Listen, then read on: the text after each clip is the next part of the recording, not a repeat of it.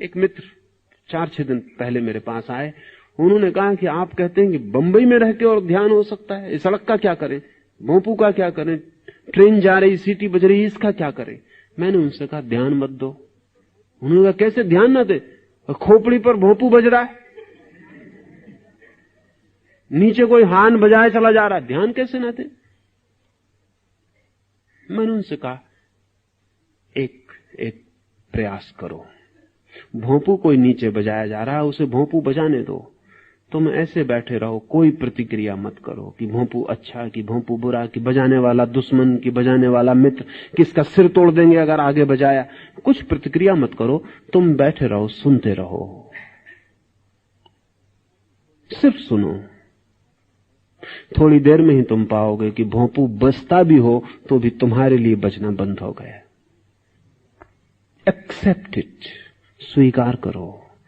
जिस आदत को बदलना हो उसे स्वीकार कर लो, उससे लड़ो मत, स्वीकार कर लो। जिसे हम स्वीकार कर लेते हैं उस पर ध्यान देना बंद हो जाता है। क्या आपको पता है,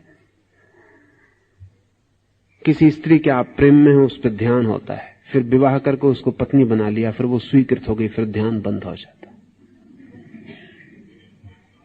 जिस चीज को हम स्वीकार कर लेते हैं, एक कार आपके पास नहीं, वो सड़क पर निकलती है चमकती हुई, ध्यान खींचती है, फिर आपको मिल गई, फिर आप उसमें बैठ गए, फिर थोड़े दिन में आपका ख्याल ही नहीं आता कि वो कार भी है चारों तरफ जो ध्यान को खींचती, तो वो स्वीकार हो गई। जो चीज स्वीकृत हो जाती है उस पर ध्यान जाना बंद हो जाता है। स्वीकार कर लो, जो है उसे स्वीकार कर लो। अपने बुरे से बुरे हिस्से को भी स्वीकार कर लो। ध्यान देना बंद कर दो, ध्यान मत दो, उसको ऊर्जा मिलनी बंद हो जाएगी, वो धीरे धीरे अपने आप छीन होकर सिकुड़ जाएगी, टूट जाएगी, और जो बचेगी ऊर्जा उसका प्रवाह अपने आप भीतर की तरफ होना शुरू हो जाएगा। गलत तपस्वी उन्हीं चीजों पर ध्यान देता जिन पर भोगी देता। सही तपस्वी ठीक तप की प्रक्रिया ध्यान का रूपांतरण है। वो उन चीजों पर ध्यान देता है जिन पर न भोगी ध्यान देता न तथाकथित त्यागी ध्यान देता, वो ध्यान को ही बदल देता है। और ध्यान हमारे हाथ में है, हम वहीं देते हैं जहां हम देना चाहते हैं। अभी यहां बैठे हैं, आप मुझे सुन रहे हैं, अभी यहां आग लग जाए मकान में, आप एकदम भूल जाएंगे कि सुन रहे थे, कि कोई बोल रहा था, सब भूल जाएंगे। आग पर ध्यान दौड़ जाएगा, बाहर निकल जाएंगे, भूल ही जाएंगे कि कुछ सुन रहे थे, सुनने का कोई सवाल ही न रह जाएगा। ध्यान प्रतिपल बदल सकता है, सिर्फ नए बिंदु उसको मिलने चाहिए। आग मिल गई, वो ज्यादा जरूरी जीवन को बचाने के लिए हो गई, तो तत्काल ध्यान वहां दौड़ जाएगा। आपके भीतर तप की प्रक्रिया में उन नए बिंदुओं और केंद्रों की तलाश करनी है जहां ध्यान दौड़ जाए और जहां नए केंद्र सशक्त होने लगे। इसलिए तपस्वी कमजोर नहीं होता, शक्तिशाली हो जाता। गलत तपस्वी कमजोर हो जाता। गलत तपस्वी कमजोर होकर सोचता है कि हम जीत लेंगे, और भ्रांति पैदा होती है जीतने की। अगर एक आदमी को 30 दिन भोजन न दिया जाए तो काम वासना क्षीण हो जाती। इसलिए नहीं कि काम वासना चली गई, इसलिए कि काम वासना के योग्य रस नहीं बनता शरीर में।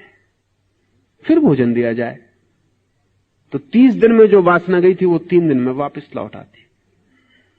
भोजन मिला, शरीर को रस मिला, फिर केंद्र सक्रिय हो गया, फिर ध्यान दौड़ने लगा। इसलिए फिर जिसने भूखा रहते ही काम वासना पर तथाकथित विजय पाई, वो बेचारा फिर भूखा ही जीवन भर रहने की कोशिश में लगा रहता है, क्योंकि वो डरता है। इधर भोजन लिया, इधर वासना उठी। मगर ये निपट पागलपन है, वासना के बाहर हुए नहीं। ये सिर्फ कमजोरी की वजह से वासना को शक्ति नहीं मिल रही है। असल में आदमी जितनी शक्ति पैदा करता है उसमें कुछ तो जरूरी होती है जो उसके रोज के काम में समाप्त हो जाती है। एक खास मात्रा की कैलोरी उसके रोज के काम में, उठने में, बैठने में, नहाने में, खाने में, पचाने में, दुकान में आने में जाने में व्यय हो जाती, सोने में व्यय हो जाती। उसके अतिरिक्त जो बचती है वो उस केंद्र को मिल जाती जिस पे आपका ध्यान है, द सुपरफ्लुअस। जो अतिरिक्त है। अगर समझ लें कि 1000 कैलोरी मान लें कि आपके रोजमर्रा के काम में खर्च होती है और आपके भोजन और आपकी व्यवस्था से आपको 2000 कैलोरी शक्ति शरीर में पैदा होती है, तो आपका ध्यान जिस केंद्र पर होगा 1000 कैलोरी जो शेष बची है उस केंद्र पर दौड़ जाएगी। उसको कोई रास्ता नहीं, ध्यान ही रास्ता है, ध्यान ही एरो है जिससे वो जाएगी। उसको और कुछ पता नहीं कहां जाना है। आपका ध्यान उसको खबर देता है कि यहां जाना है, वो वहां चली जाती है। अब अगर आपको झूठे तप में उतरना है तो आप भोजन इतना कर दें कि 1000 कैलोरी से ज्यादा आपके भीतर पैदा ना हो, फिर आपको ब्रह्मचर्य सधा हुआ मालूम पड़ेगा, क्योंकि आपके पास अतिरिक्त शक्ति बचती नहीं जो कि सेक्स के केंद्र को मिल जाए। 1000 शक्ति पैदा होती है, 1000 आप खर्च कर लेते। इसलिए तपस्वी खाना कम कर देता है, पैदल चलने लगता है, श्रम ज्यादा करने लगता है और खाना कम करता चला जाता है। ये दोहरी प्रक्रियाएं करता है ताकि शरीर में शक्ति कम हो और शक्ति व्यय ज्यादा हो।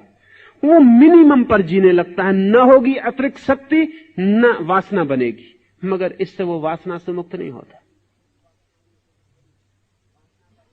वासना अपनी जगह खड़ी, वासना का केंद्र प्रतीक्षा करेगा, अनंत जन्मों तक प्रतीक्षा करेगा, कहेगा कि जिस दिन शक्ति ज्यादा हो मैं तैयार हूं। ये सिर्फ भय में जीना है, इस जीने से कहीं कुछ उपलब्ध नहीं होता।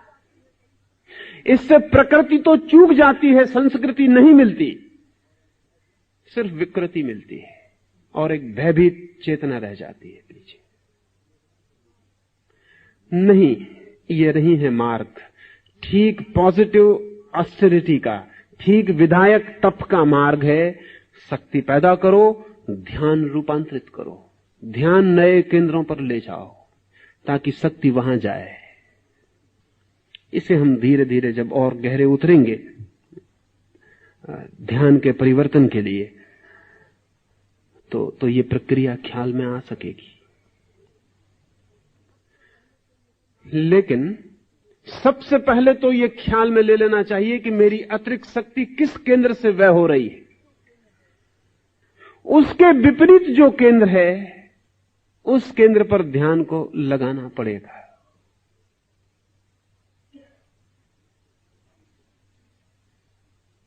एक छोटी सी घटना और आज की बात मैं पूरी करूं।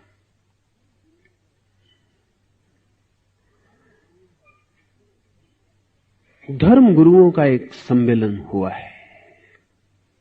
बड़े धर्म गुरु उस देश के एक नगर में इकट्ठे हुए। 4 बड़े धर्म हैं उस देश में, चारों के 4 बड़े धर्म गुरु एक निजी वार्ता में लीन है। सब सम्मेलन निपटने के करीब हो गया, वो बैठ के बातें कर रहे हैं। ऊंची बातें हो चुकी, नकली बातें हो चुकी, अब वो बैठ के असली गपशप कर रहे हैं। 75 साल का बूढ़ा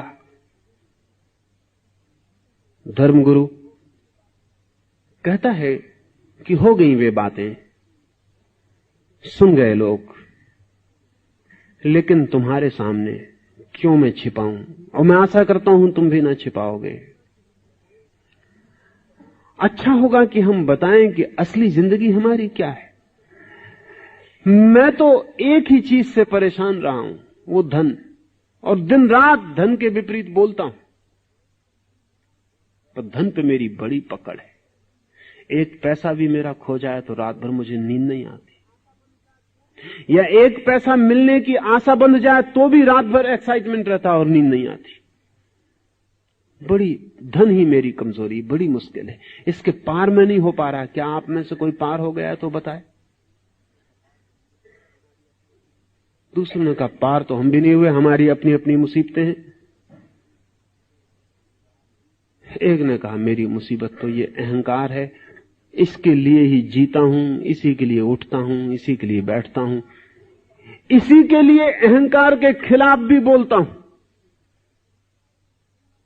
पर है यही, इससे मैं बाहर नहीं हो पाता।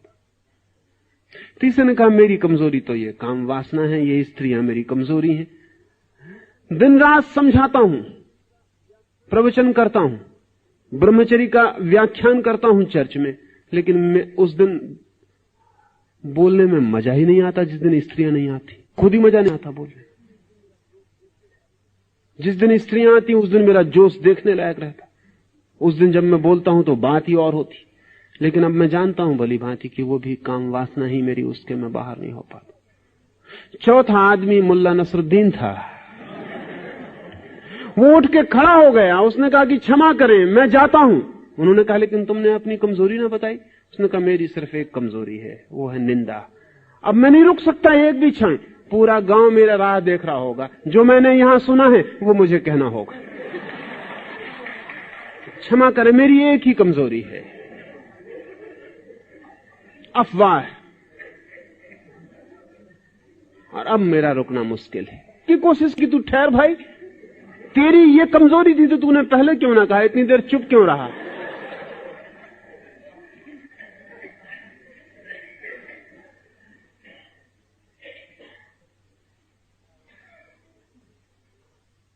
हर आदमी की कोई ना कोई कमजोरी है।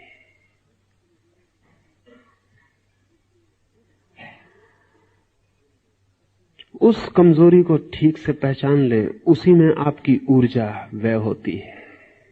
मुल्ला ने कहा कि तब तक तो मैं बैठा रहा जब तक मैं पूरा न सुन पाया, लेकिन जब मैंने पूरा सुन लिया तो जग गई मेरी शक्ति। अब इस रात सोना मेरे बस में नहीं। अब जब तक एक एक शक्ति जग गई मेरी। वो जो कमजोरी है हमारी, वही हमारी शक्ति का निष्कासन है। वहीं से हमारी शक्ति व्यय होती। मुल्ला तब तक बिल्कुल सुस्त बैठा था, जैसे कोई प्राण ही ना हो। अचानक ज्योति आ गई, प्राण आ गए, चमक आ गई। मुल्ला ने कहा कि गजब हो गया। कभी सोचा भी ना था कि इस कॉन्फ्रेंस में और ऐसा आनंद आने वाला है।